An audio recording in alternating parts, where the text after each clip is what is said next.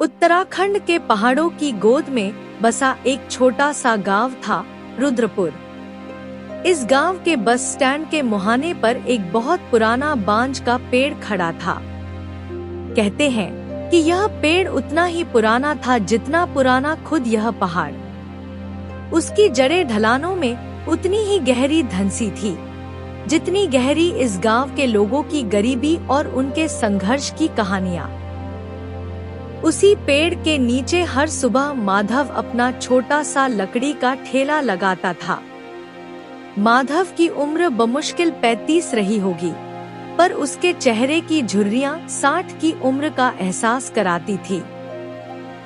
उसके ठेले पर रोज एक ही नजारा होता, एक पीतल का भगोना जिसमें पीली पतली दाल तैरती और दूसरा भगोना जिसमें मोटे पहाड़ी चावल भाट होते। आज फिर वही सूरज, वही बस स्टैंड और वही सूखी दाल। हे बद्री विशाल, क्या मेरी किस्मत इस बांज के पेड़ की छाया में ही खत्म हो जाएगी? 4 साल से यही दाल भात बेच रहा हूँ, पर आज तक घर की छत की टपकन नहीं बंद कर पाया। दोपहर की गुनगुनी धूप अब तपिश में बदल रही थी।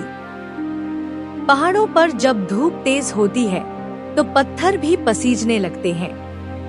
माधव के पास उस दिन सिर्फ 3 ग्राहक आए थे, वो भी ड्राइवर जो बस के इंतजार में मजबूरी में 2 निवाले खाकर चले गए। तभी गांव का एक रईस और मुंहफट आदमी कुंदन वहां से गुजरा। क्यों मोहन, आज फिर मुसाफिरों को वही पीला पानी पिला रहे हो?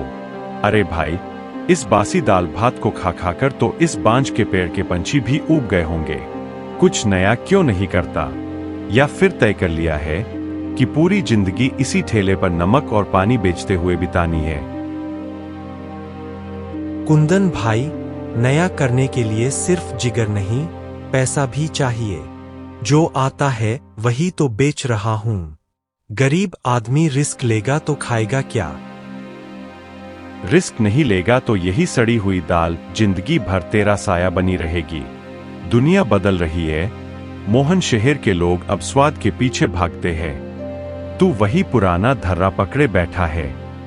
देख लेना, एक दिन ये ठेला भी कर्ज की भेंट चढ़ जाएगा। कुंदन के शब्द मोहन के कानों में पिघले हुए शीशे की तरह उतर रहे थे। वह चुपचाप अपनी कलछी चलाता रहा, पर उसके भीतर एक बवंडर उठ खड़ा हुआ था। वह सोच रहा था, क्या वाकई मैं बस इतना ही कर सकता हूँ? तो भी एक लड़का मोहन के पास आता है और पूछता है, भाई यहाँ पर क्या क्या मिल रहा है? बिरयानी मिल रहा है क्या भाई? नहीं भाई, यहाँ पर बिरयानी तो नहीं मिलता है। यहाँ पर दाल चावल मिलता है और कुछ नहीं। ठीक है भाई, मैं जा रहा हूँ, मुझे बिरयानी खाने की इच्छा थी। आसपास यहाँ पर कहीं बिरयानी नहीं बनता है। आइटम बिरयानी बनाते तो बहुत अच्छा चलता। मैं रोज खाने आता। चाल चाल में आपका रोजगार कैसे होता होगा आपको, और कुछ बचना चाहिए। ठीक है, मैं जा रहा हूँ। मोहन के हाथ वहीं जम गए। मोहन बहुत उदास हो गया। मोहन बहुत दुखी होकर जाता है और बहुत सोचने लगता है। उस रात माधव के घर में सन्नाटा था। मिट्टी के दिए की लौ कांप रही थी। कमला, आज मैंने कुछ फैसला किया है। मैं कल से दाल भात नहीं बेचूंगा। क्या कह रहे हो जी? अगर दाल भात नहीं बेचोगे तो बच्चों की स्कूल की फीस कहाँ से आएगी? साहूकार का कर्ज कैसे चुकेगा? मैं चिकन बिरयानी बेचूंगा। वही बिरयानी जिसकी खुशबू के लिए लोग तरसते हैं। मैंने सुना है शहर के होटलों में लोग इसके लिए लंबी कतारें लगाते हैं। पर हमें तो चिकन बनाना भी नहीं आता, और चिकन कितना महंगा है। अगर कोई नहीं आया तो हम तो पूरी तरह बर्बाद हो जाएंगे। हमारे पास खोने के लिए भी अब कुछ नहीं बचा है। हारने के डर से तो हम रोज मर रहे हैं कमला। एक बार जीतने के लिए लड़ना चाहता हूँ। नेगी जी है ना, जो शहर के बड़े होटल से रिटायर होकर आए हैं। मैं सुबह उनके पास जाऊंगा, वो मुझे सिखाएंगे। रात भर मोहन सो नहीं पाया। उसको बिरयानी बनाना सीखना है जल्दी, इसलिए वो रात भर नहीं सो पाया। सुबह सूरज की पहली किरण के साथ मोहन नेगी जी के घर के सामने था। नेगी जी एक सख्त स्वभाव के पर मंझे हुए रसोइया थे। क्या हुआ मोहन, आज मेरे घर पर इतनी सुबह सुबह क्यों आए हो? क्या काम था? क्या बहुत दिन के बाद मेरे घर पर आए हो? क्या बात है, बोलो। नेगी जी, मेरा एक छोटा सा ठेल है, इसमें दाल चावल भेजता हूँ। लक बहुत कम आते हैं दाल चावल खाने, इसलिए मैं बिरयानी बेचना चाहता हूँ। तो मुझे बिरयानी बनाना नहीं आता, इसलिए मैं आपके पास बिरयानी सिखाने आया हूँ। आप मुझे सिखा सकते हो क्या नेगी जी? बिरयानी बनाना कोई खेल नहीं है मोहन, इसके लिए धैर्य चाहिए। चावल का एक एक दाना अलग होना चाहिए, पर कच्चा नहीं। किचन ऐसा होना चाहिए जो हड्डियों को खुद छोड़ दे, पर गले नहीं। आप बस सिखा दीजिए नेगी जी, मैं दिन रात एक कर दूंगा। बिरयानी सिखाना जरूर सीखूंगा। मैं मेरा परिवार को खुश देखना चाहता हूँ। दाल चावल में मेरा परिवार नहीं चल पा रहा है, इसलिए मैं बिरयानी बनाना सीखूंगा। आप मुझे खाली सिखा दीजिए, बाकी का काम मैं कर दूंगा।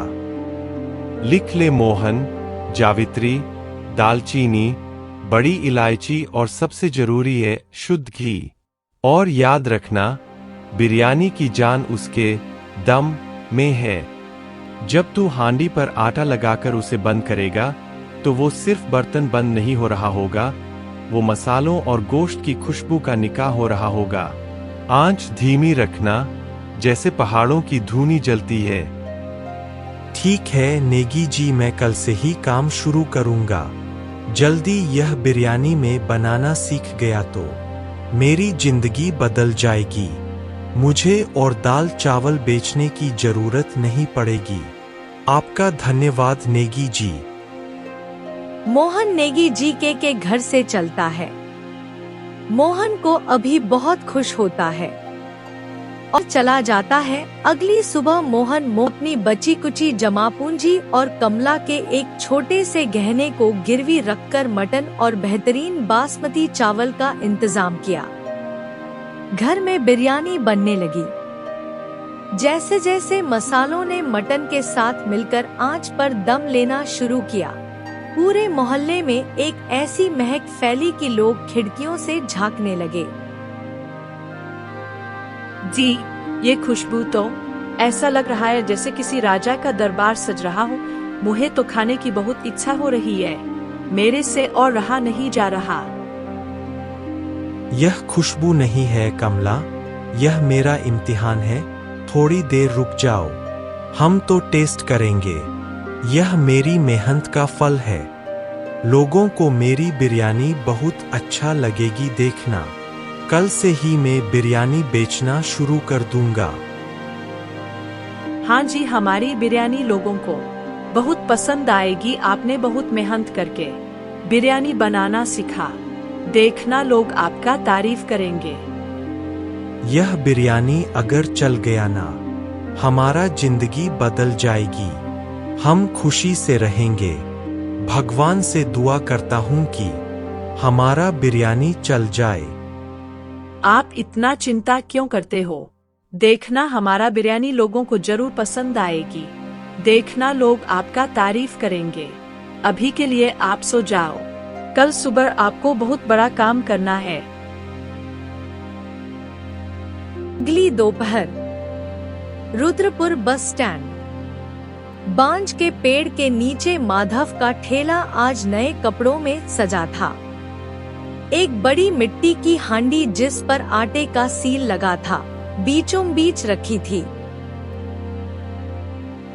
जैसे ही माधव ने चाकू से उस आटे की सील को काटा, भाप का एक सफेद बादल बाहर निकला। उस बादल के साथ जो खुशबू निकली, उसने बस स्टैंड पर मौजूद हर इंसान के कदम रोक दिए। बस से उतरते हुए यात्री, कुली, यहाँ तक कि गांव के कुत्ते भी उस दिशा में खिंचे चले आए।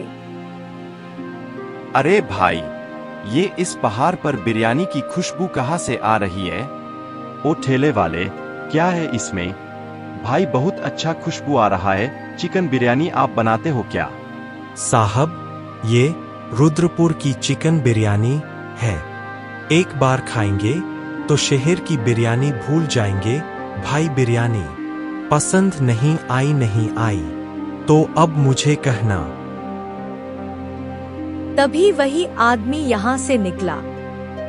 मोहन देखकर इस आदमी को बुलाता है। मैं इधर आओ, आपका बिरयानी रेडी है। आप आज बिरयानी खाओ, पैसे देने की जरूरत नहीं है। आपको आज फिर मैं बिरयानी में खिलाऊंगी मेरे तरफ से। जैसे ही मटन का वो टुकड़ा मुंह में रखा, उसके चेहरे पर जो मुस्कान आई, वो मोहन के लिए किसी मेडल से कम नहीं थी। भाई ये तो बहुत ही स्वाद है। इसमें तो मक्खन जैसा मजा है। सेक्सी बिरयानी में आज तक कभी नहीं खाया। आपका बिरयानी तो बहुत अच्छा है। शाम होते होते माधव की पूरी हांडी खाली हो गई।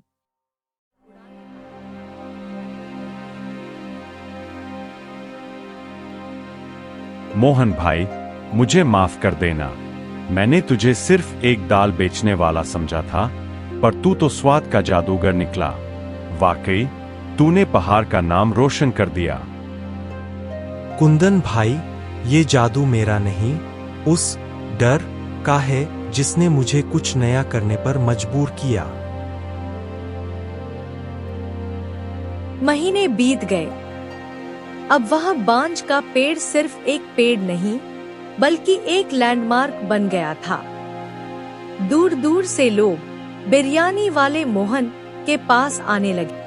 मोहन का कर्ज उतर चुका था। उसके बच्चों के पास अब फटे कपड़े नहीं, बल्कि स्कूल की नई वर्दी थी। कमला की आंखों में अब डर नहीं, सुकून था। सिर्फ बिरयानी की नहीं है, कहानी उस दम की है जो हमें अपनी परिस्थितियों से लड़ने के लिए लगाना पड़ता है।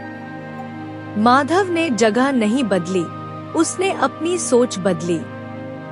आज भी वह बांज का पेड़ वहीं खड़ा है, लेकिन उसके नीचे अब गरीबी की आहें नहीं, बल्कि संतुष्टि की डकारें सुनाई देती हैं।